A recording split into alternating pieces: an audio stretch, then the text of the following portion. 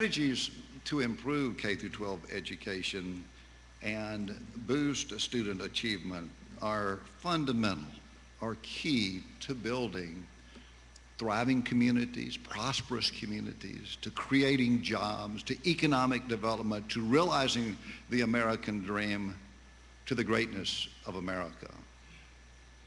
For our rural communities, the connection between a quality education and a vibrant, sustainable economy has never, ever been clearer. That nexus, that linkage, quality education in a vibrant economy. To get the jobs of the future, and we see in Washington the discussions with the debt and the deficit. At the end of the day, we need to create jobs. We need to grow our economy. But to look at those jobs of the future, even in fields like manufacturing, in fields like agriculture, which, you know, traditionally have not required post-secondary education, businesses are requiring their workers to obtain higher levels of education than ever before. We're going to learn how we can do it. We're going to learn at best practices. We're going to share those best practices. We're going to share the expectations that so many of us have for each individual student, but share them in a room like this and across the country using social media so that we can learn from one another. Unfortunately, that connection, that nexus between education and rural economic health has not received the attention it deserves. And that's why we're having this conference today. Not to fill a gap, because that's what we're always doing, but to say this is the focus. This is important. We're not part or appendage of another meeting. This is what we're all about today. Our rural schools face challenges, and some of them are different challenges than our urban centers. We have the geographical isolation, the separateness.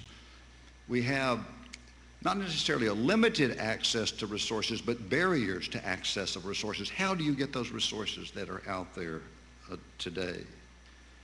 We have turnover and staff turnover that is just different than a suburban area or an urban area.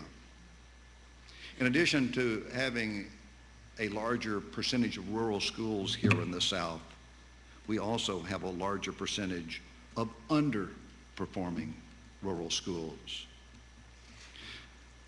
So in designing the summit, we've done so to address the unique barriers, those things that are out there that we know that we can bring down by doing things a little smarter, with a little more information, calling upon our peers to share what opportunities we have to bring those down.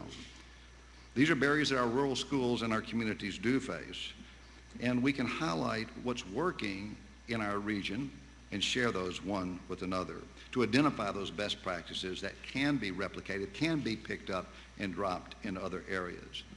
So we're going to learn a lot from this endeavor, and we're going to capture it. All of us go to conferences or write papers, and we know that many times they sit on a shelf, that they're not alive. Well, this is going to be an organic conference, and it's going to be demonstrated by our use with social media, by the casual interaction, by the formality, by the breakout sessions.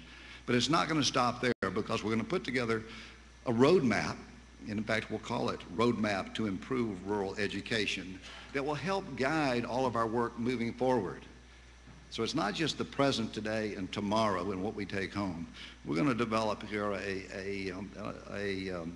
almost a biological living organism that will grow over time, and it will reach out through the outreach that we do currently and in the future. And I say that because we've got to capture your thoughts and your comments, and we've got people that'll be doing that. Casual and organized in a way over the next 2 days that will begin, not end, but begin that conversation.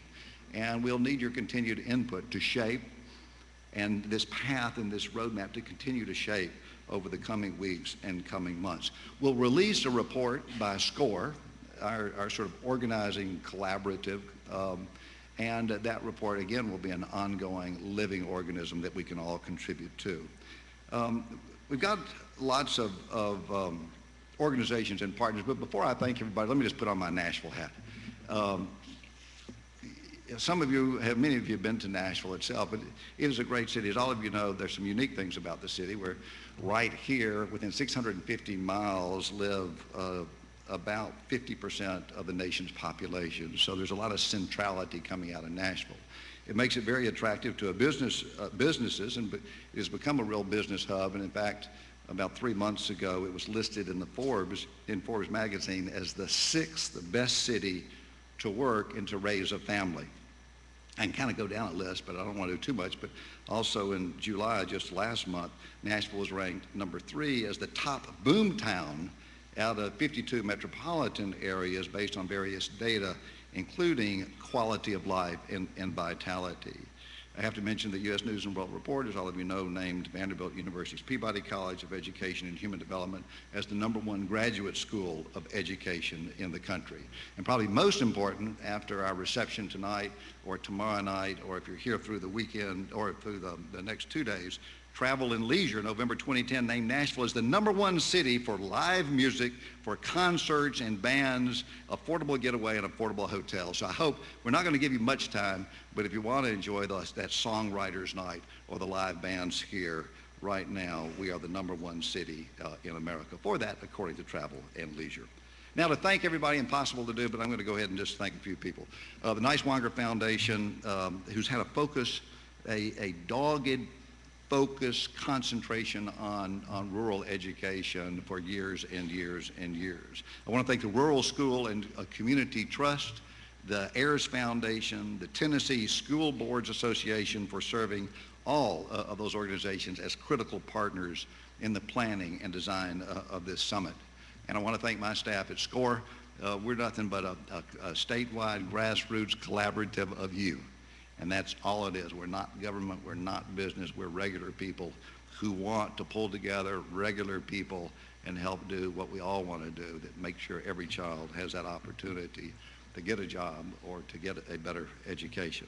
And lastly, I want to thank Lipscomb for allowing us to hold this summit on their beautiful campus. It is a gorgeous campus that all of you have seen a little bit of over the course of the morning, and I do hope you take the opportunity to walk around and see this great resource for the South and the Southeast as a university.